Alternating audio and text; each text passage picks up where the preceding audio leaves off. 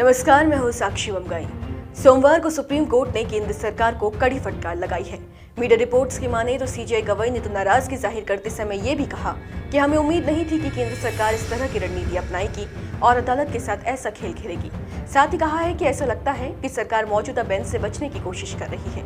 अब सवाल है कि आखिर मुख्य न्यायाधीश पीआर गवई, जो जल्द ही रिटायर होने वाले हैं, वो अपनी सेवानिवृत्ति से पहले केंद्र सरकार पर भड़के किस प्रकरण में? आखिर ये पूरा मामला क्या है?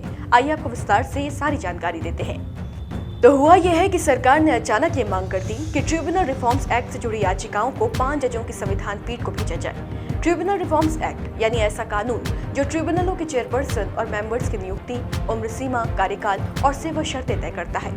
ट्रिब्यूनल वो विशेष अदालतें हैं जो सामान्य अदालतों के बोझ को कम करने के लिए बनाई जाती हैं, जैसे एनसीएलटी, कैट, एएफटी आदि। ये 2021 से चला आ रहा विवाद है, जिसमें केंद्र सरकार ने ट्रिब्यूनलों यानी विशेष अदालतों के सदस्यों की नियुक्ति, कार्यकाल और सेवा शर्तों को नियंत्रित करने वाला कानून बनाया, लेकिन सुप्रीम कोर्ट ने इसके कई प्रावधानों को असंवैधानिक घोषित कर दिया। फिर भी केंद्र ने वही प्रावधान दोहराए, जिसे कोर्ट में चुनौती दी गई। इस मामले की सुनवाई सुप्रीम कोर्ट के चीफ जस्टिस बीआर गवई की अगुवाई वाली बेंच कर रही थी। याचिकाकर्ताओं की दलीलें पूरी सुनने के बाद अटॉर्नी जनरल आर वेंकटरमणि के अनुरोध पर सुनवाई कुछ दिन के लिए टाल दी गई थी, क्योंकि उन्हें एक इंटरनेशनल आर्बिट्रेशन में हिस्सा लेना था। लेकिन अगली सुनवाई से ठीक पहले केंद्र ने आधी रात को एक आवेदन दाखिल किया। सुनवाई के बीच में केंद्र ने आवेदन दाखिल किया कि मामला संवैधानिक व्याख्या का है, इसलिए अनुच्छेद 145(3) के तहत 5 जजों की संविधान पीठ को भेजा जाए। यानी कि केंद्र सरकार ने एक अर्जी डालते हुए अधिकरण सुधार, सुव्यवस्थीकरण एवं सेवा शर्तें अधिनियम 2021 के प्रावधानों को चुनौती देने वाली याचिकाओं को बड़ी पीठ के पास भेजने का निर्देश देने का अनुरोध किया। इस पर सुप्रीम कोर्ट भड़क गया। शीर्ष अदालत ने कहा कि अंतिम सुनवाई के आखिरी चरण में सरकार से ऐसी उम्मीद नहीं थी। साथ ही अदालत ने कहा कि ऐसा लगता है कि सरकार मौजूदा बेंच से बचने की कोशिश कर रही है।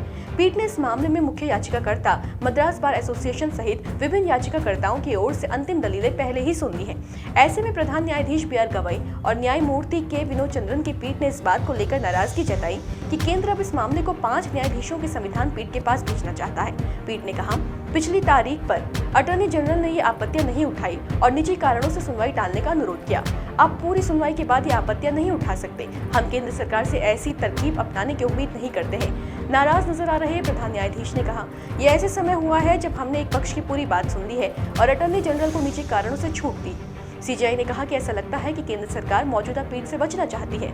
इस पर अटॉर्नी जनरल ने सफाई देते हुए कहा कि सरकार का इरादा अदालत को गुमराह करने का नहीं था, बल्कि उन्हें लगा कि इसमें संविधान की व्याख्या से जुड़े गंभीर सवाल हैं, जिन्हें बड़ी पीठ को देखना चाहिए। लेकिन सीजेआई गवई ने दो टूक कहा, सरकार ने आधी रात को अर्जी दाखिल की, ये अदालत की प्रक्रिया के साथ खिलवाड़ है। अगर हमें लगेगा कि मामला 5 जजों की पीठ को भेजना जरूरी है तो हम खुद ऐसा करेंगे। इसके बाद अदालत ने अटॉर्नी जनरल की दलीलें सुनी और मामले की अगली सुनवाई 7 नवंबर तक टाल दी।